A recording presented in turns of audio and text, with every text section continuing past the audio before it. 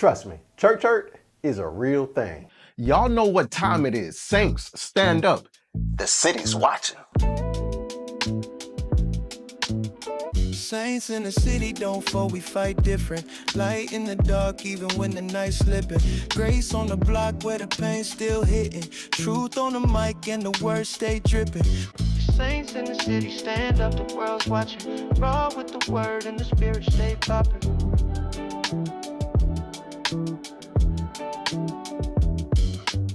Saints in the city stand up. What's up, y'all? Welcome to Saints in the City. I'm your boy, Pastor Rod. Listen, if you're new here, make sure you hit that like button, share button, and subscribe button. Why? Because this is the place where the Bible meets the block and purpose finds you in the process. Hey, let's get straight to it. Some of y'all don't hate God. You're just hurt by his people. It's sad I even have to say that. You didn't walk away from Jesus. You walked away from the spiritual mess that came with people who claimed his name but didn't carry his heart.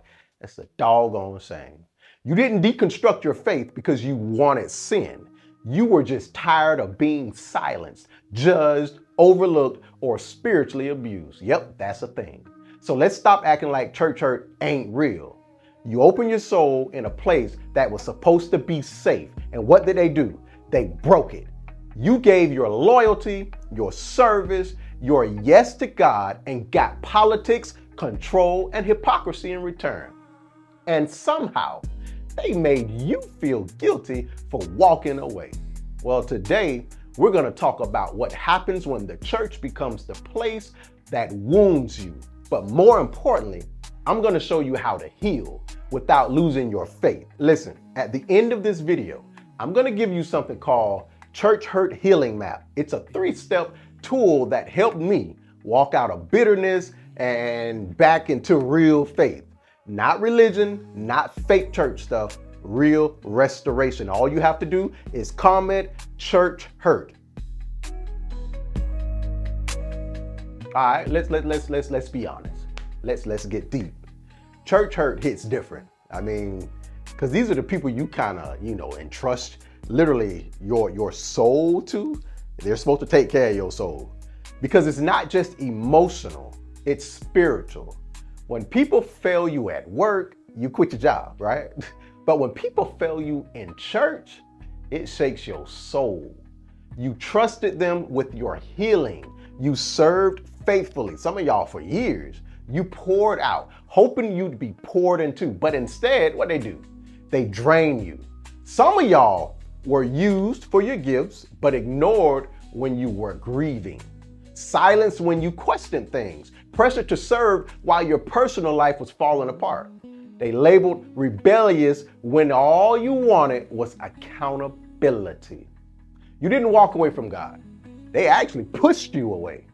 You see, 1 Samuel 2, watch this. It says, Eli's son, Hophni, and Phinehas were priests in the temple, but they were corrupt, stealing sacrifices, abusing women, disrespecting God. People came to the temple trying to connect with God, but ended up getting spiritually abused by his representatives. And here's the part people miss. Watch this. God didn't blame the people. He judged the leaders. Now the sons of Eli were scoundrels who had no respect for the Lord. God sees spiritual abuse, and he doesn't co-sign it just because it happened in the church. Here's 3 ways church hurt twists you.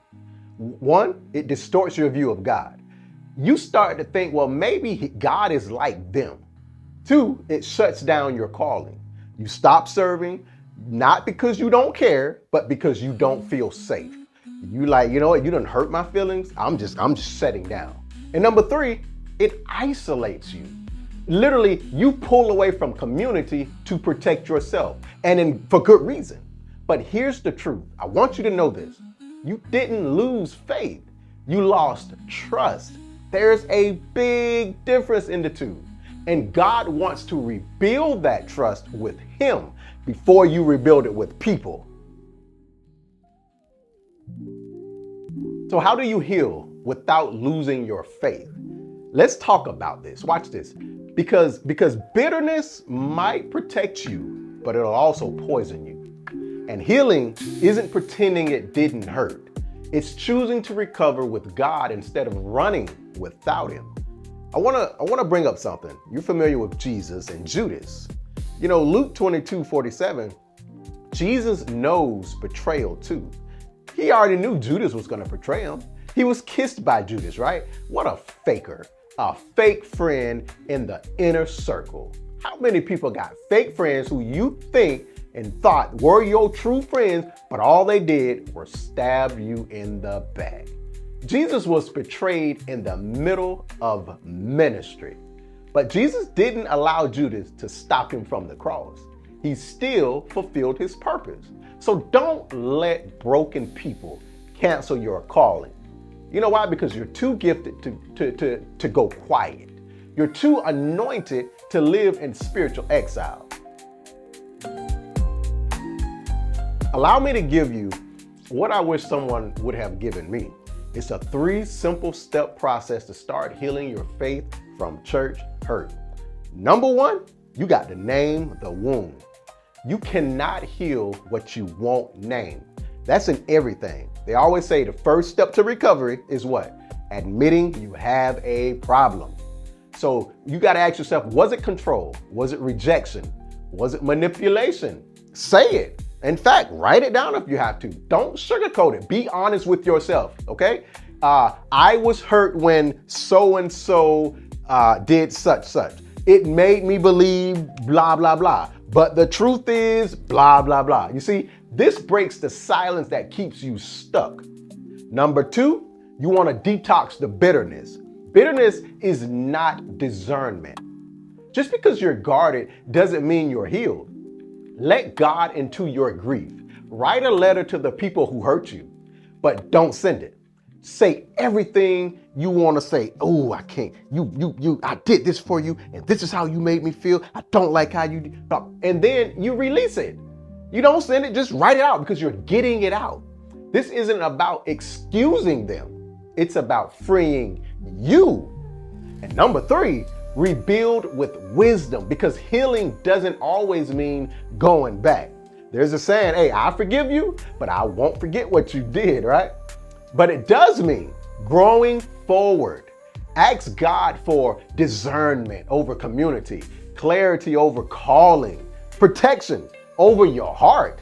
Look for fruit, not hype, not flesh fruit. You see, moving forward, you need to look at these people and be like, okay, this person seems to be genuine. Okay, but if they giving you nasty attitude or they giving other people nasty attitude, keep moving. That's bad fruit.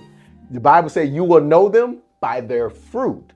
Hey, I'm gonna be honest. Church hurt is a real thing, but God's love is more real. Don't confuse the people of God with the person of God. He never used you.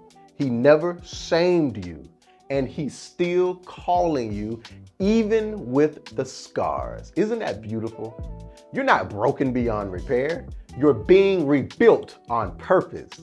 Man, this is Saints in the City, where we don't fold, we fight different. Saints in the city, stand up, the world's watching. Raw with the word and the spirit stay popping.